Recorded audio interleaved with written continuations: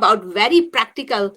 I'm going to give practical tips, actually 7 very, very practical, handy tips to people who are looking to start their rent-to-rent journey, but they are on a tight budget. Everybody says, oh, we want to start this rent-to-rent, but sometimes people have this misconception that rent to rent is a no money down strategy.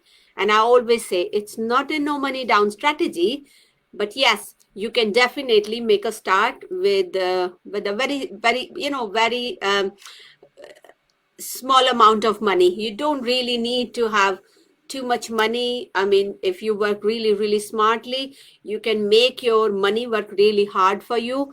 And I'm going to talk about things which are based on actually on my own experience, my own,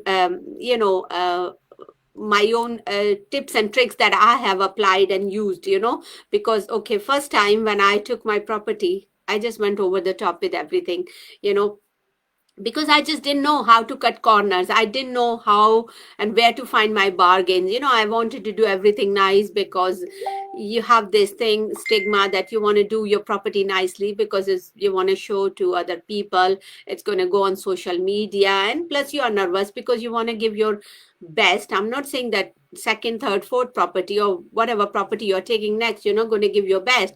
But, I think first time you're a bit more naive and you do things sometime, uh, uh, not wrongly, but you do things which can cost you more money. So, I'm going to give you 7 tips. So let's make a start. We've got few people here. So guys, say hello so I can see who is here. I've got Stacy here. Hi, Stacy. I'm really looking forward to work with you. Yeah, lovely to have your company here. Hi, Vanita. Yes, that's lovely. It's really nice to have you guys here. So number one thing, really, really important, and people may think, oh, it's such an obvious thing, and why is she talking about this? But honestly, guys, trust me, it's very important. Number one thing, when you are taking any property and you're doing your numbers, make sure that you have a set budget. You really need to make sure that you set a budget. You've allocated some money and you know what are your limits, because if you don't make a budget, you will end up spending too much money, and the end game or the end goal of this strategy is that you want to get your money out as soon as possible. And that's when that property will be making you infinite profit or infinite cash flow that you will have. You will be making money on that property. Once you've got all your money out, then obviously, then even if you're making 500, 600, whatever you're making, and worst case scenario, even if you're making £400 net on that property, it's still your solid profit because you have got none of your money left in that deal. So it's very, very important when you are doing your numbers, learn it how to do it first of all, and secondly, make your budget. If it's your first deal, maybe ask someone who's experienced, or take a tradesman with you or a handy person. Get someone who can come with you to the property, and they can give you good enough estimate, so that you're gonna you know how much money you need to spend on that property, and based on that figure, then decide whether you want to take that deal or not. It's very, very important, and that's why this is part of your due diligence. You need to make sure that how much you're going to spend, and more than anything, you need to stick to your budget. Once you've decided, okay, this is what I'm going to spend, your aim is to keep it within that budget and try and get things done cheaper than whatever you're allowing yourself, because in that way you're playing safe. Never ever get emotional about it, because it's a rent-to-rent deal. It's a different thing. It's a different matter when you own your property, you're doing a refurb on it, and even if you're spending 5 or 10% extra than what you originally thought that you would spend, it doesn't matter, because it's your own property. You're going to add value to that property. Whereas with rent-to-rent, it's really, really important you make your budget and you really, really stick to it, because if you end up spending too much money, if you get carried away, if you get emotionally involved in that, take it as a business. So first of all, put your business hat on and make sure that you're sticking to your budget. and you're counting every single penny that you're spending on that deal. Really important. Because I've done that mistake, with my very first deal. When I started doing refurb on that deal, on that first property, I mean, obviously it was really in a very bad shape, but still, I could have saved some money, but I didn't know how to. And I ended up spending nearly £4,500. Luckily, that property just came directly from a letting agency, and there was nobody involved who was charging me any sourcing fee, or I didn't have to pay anybody, anything. Uh, so in that way it was fine, but I spent far too much money, and for that reason, with that first deal, it took me about 10 months to get my money back out from that deal. So make sure that before you take any deal, you have a very clear idea as to how much you're going to spend, how much you need to spend on that deal, and then decide whether you're going to take that deal or you're not going to take that deal. If you need to negotiate with landlord, then make sure that you do it, because at the end of the day, it's a business. It's not a charity. So you need to make sure that you're doing your negotiation, you learn those skills, and you stick to your budget. Now, second thing, really, really important. When you're taking your deal, and right from your first deal, it's very important that you stick and you build your own brand. It's very important that you stick to a particular style, which obviously is going to be your style. It has to reflect your personality. But I'm not just saying it because you want to market yourself that way.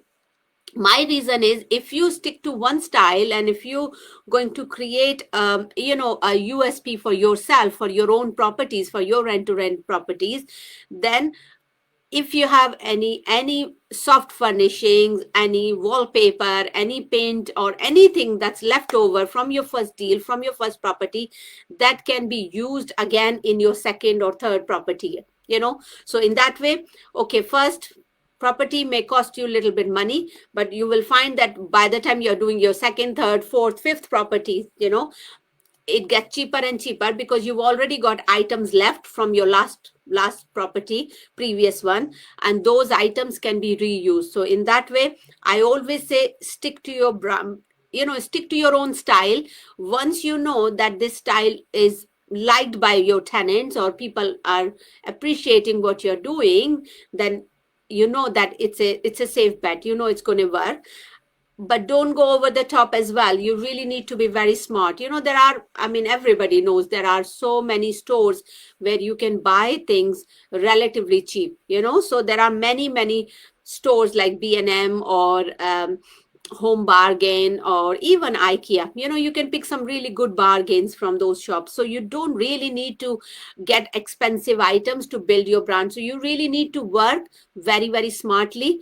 Only do what needs doing. Don't need to do the whole property up. You just need to work on whatever has been given to you, and just try and make the best out of that property. And I always say that to everybody, and try and create your brand that way. It's like, I use certain type of furnishings, or certain type of wallpaper, or certain type of paints and all, and I have my own way of doing or decorating my property. And then in that way, when I have filled that property, those items which I haven't been used, or any over, or any surplus, I can take it to the next one. So building brand is very important, because you're going to save lots of money. Now, third one is, when you are getting people, say for example, I mean, this one is actually connected to the second one, where I'm saying the build your own brand, build your own style of doing things. By the time, the reason I'm also saying, because this feeds into the third point that I'm going to now talk about, that by the time you're getting your second deal, and you know that you need to do a little bit of work on that property, because nearly every property will need doing a little bit of work, and you need to get it ready for the market, for pictures and everything, for advertising. So by the time you're doing all that, don't just keep that property sitting and not doing anything, because then you're going to have void, for in that property. So the best thing is, because now you're going to stick to one style, you can actually use pictures of your previous property, your first property, to advertise your second one, the one that you're doing at the moment. And by you doing that, what will happen? Once you become a paid member and once you've started advertising, you will find that people will start inquiring, obviously.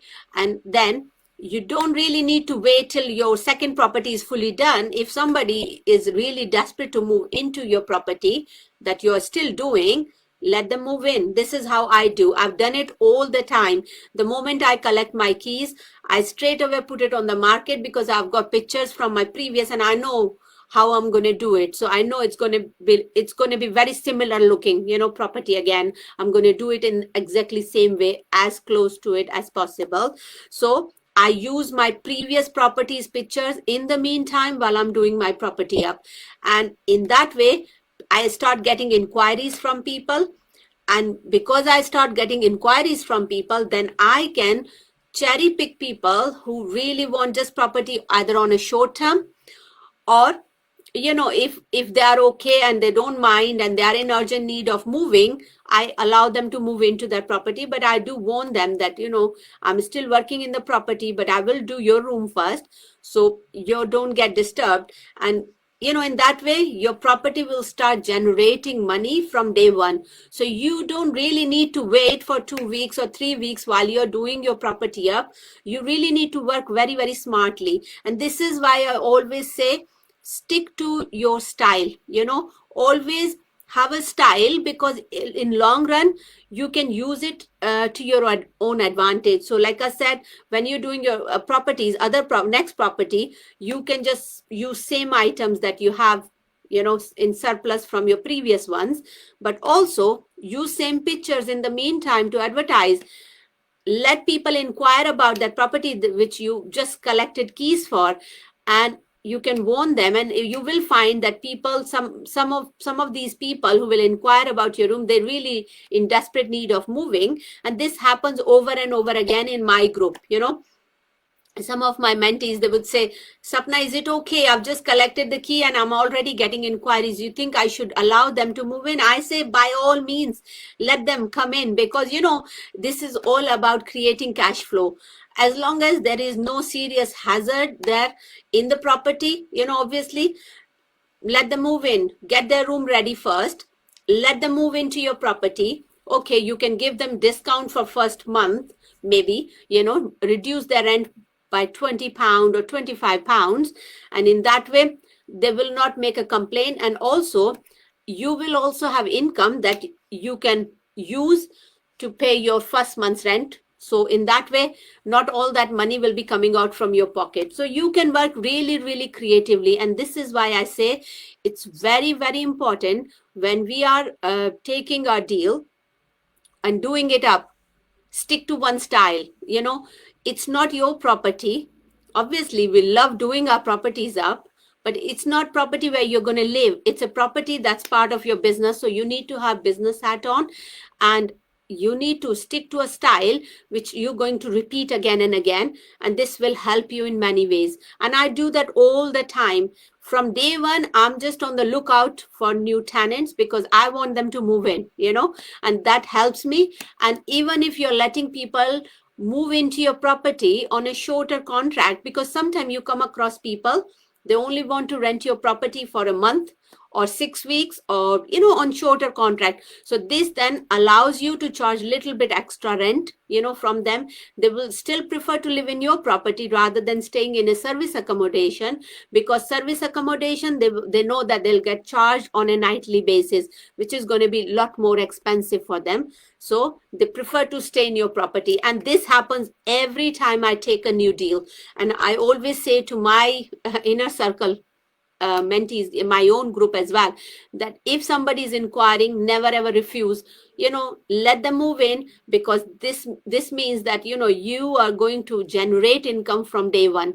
Now this is a very practical tip, not many people would talk about, but definitely it has always worked with me, and I always use it, because from day one you're going to owe rent to this landlord, and you need to think creatively how can I generate income? And you need to really use that property in a nice way to make money. So the very minimum, you at least have rent to pay to this landlord, and then you don't need to go deep into your own pocket, to find first month's rent, because obviously you've spent time to do it up.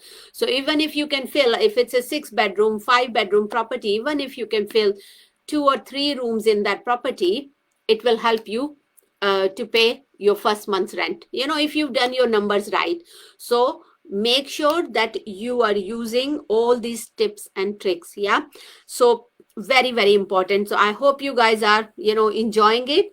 um, Guys, put some comments if you are liking it, because I'm going to talk about some really quirky things here, because not many people maybe think about, I get that in my group. Sometimes people ask me over and over again about these things, and they say, oh, what do I do? Can I do it? And I say, there is nothing that stops you, from doing it. It's your choice. You are doing your property up, you're making it look nicer. But if person is coming, if somebody is desperate to move in, let them move in. That's the whole purpose of having this rent to rent deal. So don't try and make your business look perfect. Work around the situation, work with the situation that you have been, that you have got. So definitely there is always way around it. Let them move in one of the rooms, do their room, let them choose whichever room they like, do that room first, and then they can move in that property. And in fact, what I find is, those tenants, because they enjoy that in the whole property, when I'm doing it up, there are only a couple of tenants, and they love that. They love having whole property just for themselves. And then they get involved, whenever I'm getting photo sessions done, for my property, they get involved as well. So, it creates lovely memory for them as well. So I get them involved as well, they quite enjoy that. So it's not always that bad. So if you have tenant, definitely let them in. That's the whole purpose. It's a cash flow strategy, and the very minimum you want is at least rent ready for your landlord, having that rent. So you're not really spending or paying anything from your own pocket, and that money, whatever you have put aside, that can just go towards doing your property up. So that's very, very practical tip. I do it over and over again, and I say it. I've got Rachel in my group, and this is exactly what I suggested. I've suggested same tip over and over to many of my mentees. I say that let them move in. So this is very important. Again, fourth tip I want to give you guys: never forget, it is your rent to rent deal. Yeah. Now, normally when you're taking rent to rent deal, those type of properties don't really need it doesn't need that much work. Okay, you may need to do a light refurb, you may need to, maybe worst case scenario, you may need to paint that property again, or maybe you need you just need to freshen it up to make it look nice and make it attractive. But you don't really need to do any construction work, or you're not really going to do any extension or anything like that. You're not going to add any extra rooms, because obviously it's not your property. And if you're going to do that, then you're going to look at different other things as well. Then you need to check whether landlord is going to give you enough rent free period, or what incentive you're getting in return, because it's a business for you. So normally it's a light refurb that you need, compared to if you're buying a rundown property and then you're doing a proper refurb, then it's a different matter. So for that reason, I know many people, and I think we have this mindset that we want to get proper tradesmen, proper specialized people for specialized jobs. So people, they have this mindset where they will, if it needs paint work doing, they'll look for a painter decorator, a qualified painter decorator. They look for those type of people. Or if it needs things fixing, they look for joiner. Now I say, it's your rent to rent deal, don't forget. So all you need is a handyman, because if you go out and if you're looking for different type of people to do different type of jobs, it's going to cost you so much money, because they are skilled people. And sometimes I'm not saying do a bad job on that property, but if you can get away by using a good handyman who can deal with everything, then why to hire so many people to do work in your property? It's going to cost you so much money. And you need to think logically that I have to stick to my budget and I need to get my money back out as soon as possible. And for that reason, always use a handy person who is jack of all trades, who can do and deal with everything. I always use those type of people and always keep their numbers handy. So have 2 or 3 people in your diary, because they are your power team. Every time you're going to take a deal, those people will be the one who will help you to set your property up. So I have people in my list, and the moment I have property, I give them a call and I just tell them, look, this is what I need to do. I need to set it up. I need to get paint work, or I need to get wallpaper or whatever, depending upon the condition of that property. Because I don't do everything from scratch. I just work with the property and I only do what I need to do. So that's another mindset. You need to have that shift in your mindset, that just do what needs doing. Don't just create extra job for yourself. Don't start looking for people who are really skilled in certain type of tasks, because obviously it's going to cost you money, because they are specialized people. And if you can get away by having a handy person, one person who is good with everything, who can fix things in the house, who can do a little bit of paint, help you with all that, and also help you to set your property up as well, it will save you lots and lots of money. I always do that. This is a very, very important trick. Please do use it. Not people will talk about it, because these are the things actually I use in my business on a daily basis, so use these tricks. Because again, I need to remind you guys that it's a rent to rent strategy. We are not doing BRR here. It's not buy, refurb and refinance, or gonna adding value in that respect, because it's not your property. So get a handyman, good handy person. If you get a really good skilled handy person who's done all sorts of jobs, then you just need to rely on one person. You're not really chasing 10 different people, and you're not paying them inflated rates, because obviously skilled people will charge you differently. Their rates will be much higher, and it's much easier for you to manage that project. So definitely, fourth tip is you need to stick to handy person. I always do that. Another very, very important tip, guys. I hope you guys are enjoying. Can I have some reaction from you guys? Some likes and some love hearts will be lovely. Because I can't see any comments here. Right. Okay, let's see. Stacy is saying, hi Sapna, do you use any leasing? Sorry Charlie, I can't see your full comment. Yes, do you use any leasing companies for your furnishing? I personally don't. I have never done it. Obviously that option is there, but I always look at the numbers. Does it make it worthwhile for me? Then obviously I would go for it. But so far, the way I do it, I negotiate with the landlord. This is how I've managed to get away. I would rather negotiate with the landlords and get them to fill my property with furniture.